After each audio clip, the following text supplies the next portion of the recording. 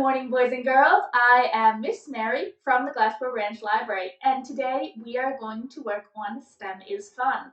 And we are going to make one of my favorite accidental toys that was ever invented. You see, we are making Play-Doh. And as surprising as it is, Play-Doh was made completely by accident. It was made to be a cleaning product that turned out to be a whole lot more fun to just play with. So we are going to talk about mixtures, we're going to talk about chemical reactions, and we're going to talk about density. So we're going to get started with our supplies list. You need 1 cup of flour, a half a cup of salt, a half a cup of water, 1 tablespoon of oil. You can use olive oil or vegetable oil or even baby oil. It just needs to be oil. And of course some food coloring so that you can add some color. All right, so we're going to get started by pouring our flour and salt into my glass bin here. I'm using just a Tupperware thing because it was the only thing I had that was glass. My bowls are all plastic. And then we're going to mix these together. Now this is called a mixture when it comes to science. And the reason for that is that if I wanted to, I could still separate the salt and the flour. That's what makes it a mixture. A good way to think about this is if I made a big bowl of fruit salad. If I put apples and pears and grapes and pineapples in there all together. And then I decided, you know what? I just want to eat the grapes. I could still go in there and pick out all of the grapes. That's a mixture. But when you have a chemical reaction, you put things together in a way they can't be separated back out. So now we're going to mix our wet ingredients together. We have our water, and I am going to add a tablespoon of oil. Remember, measuring is important. So go ahead and measure out as exactly as you can. Now when you put the oil in, you're going to notice something. The oil and the water, they don't mix very well. In fact, you can see it right here. The oil is sitting right on top of the water. And that is because of something called density. So oil is much more dense than water. So it doesn't want to mix with water.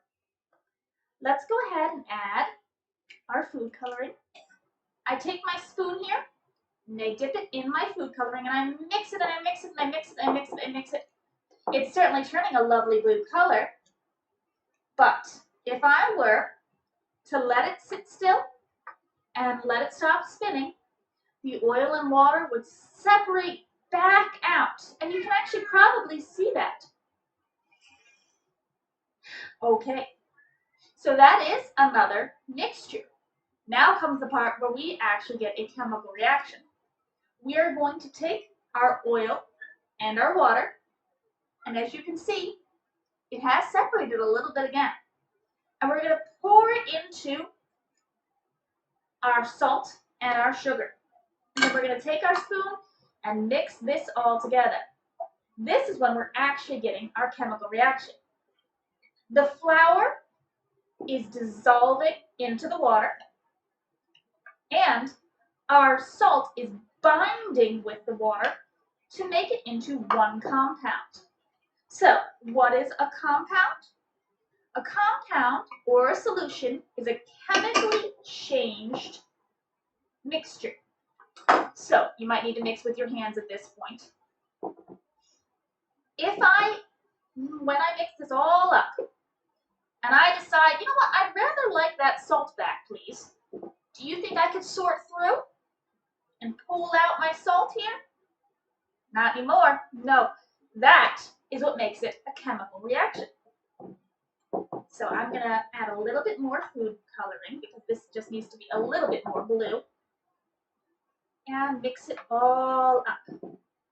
As you're mixing it, if it feels a little floury, not very soft, well, I'm going to get very blue hands here.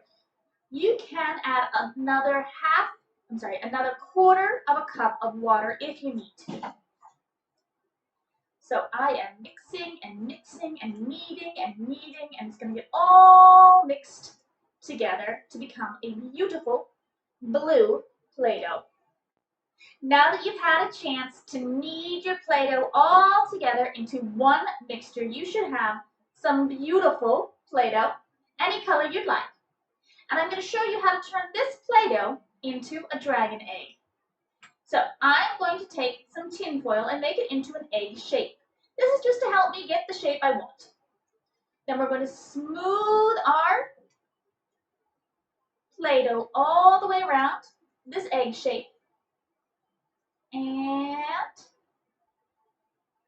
roll it in our hands until we get a dragon egg shape. So once you have your egg shape surrounded by your newly made Play-Doh, go ahead and use the spoon you were using to mix all of your ingredients together to create a fun scaled look. And you just push the little bit of the spoon to create dragon scales. Just like that.